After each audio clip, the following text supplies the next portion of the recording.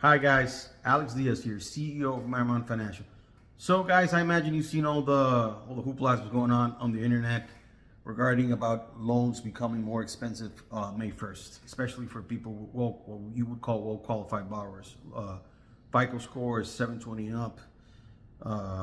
So that's not entirely true. I mean, people with good FICO score are going to see on some buckets, are going to see pricing get just a little bit more expensive, but not across the board. So what did it happen?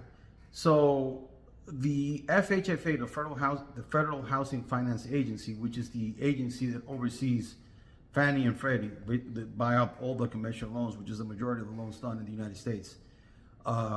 They came out with new LLPAs, low level price adjusters, basically changing the fees, lowering the fees across the board for all loans with 5% down or less, 95 LTV, 95 loan to value, regardless of FICO score. So the big changes came, people 680 and below, they got a big break because it used to be much more expensive for them to buy a house. And they kind of changed, and they kind of broadened the scope of the LLPAs.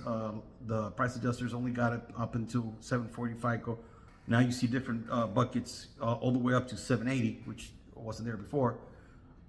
Basically, so they're going to charge certain fees depending on the FICO and the loan value or the down payment the borrower put down on the property. They're going to charge the lender, not the client, the lender. But obviously, that will work itself into the ultimate interest rate that you're going to pay for your loan. So it's going to be there regardless. So everybody that puts 5% down won't be affected at all on a conventional.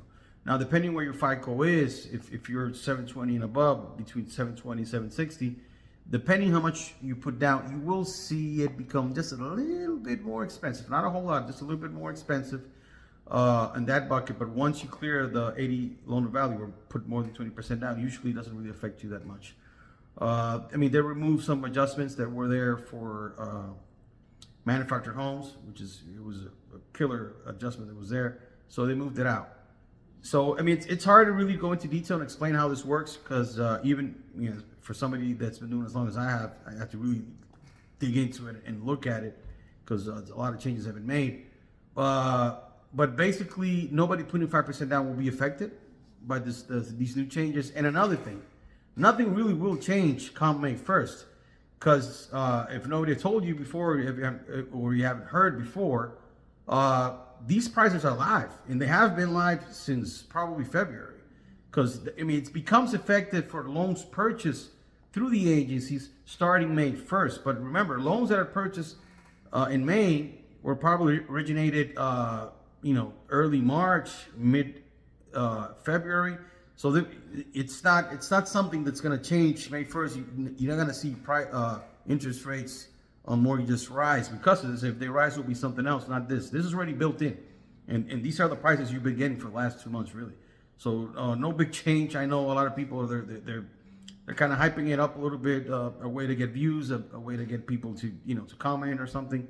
But nothing's going to change today or tomorrow due to these changes. These changes, for all intended purposes, already been made by the lenders because they have to conform to these pricing adjustments for loans they delivered starting on May 1st. And remember, like I said before, loans delivered on May 1st, they were probably originated a month, 45, even 60 days prior to that date. So nothing really is going to change. Another thing that's good to know, these are only agency loans, meaning conventional loans. These are none of these provisions are affecting FHA or VA loans. So only conventional loans, and for the most part, the pricing is live. And only certain buckets where they slightly affected for well-qualified borrowers, nothing on the 5% down range. They really made it easier for first-time home buyers. That's really who really got the big break from this. I'm not saying it's a good thing, it's a bad thing. I think it's a good thing you try to help home buyers. I think it's not such a good thing that well-qualified buyers have to pick up the slack. But it's not as dramatic as a lot of people making it sound. Again, if you have any questions, if you want to talk this further, you can call me, you can email me, you can DM me. You have my information, you know how to contact me. Alex Diaz, CEO of Wondershare Financial. Thank you. Have a great day.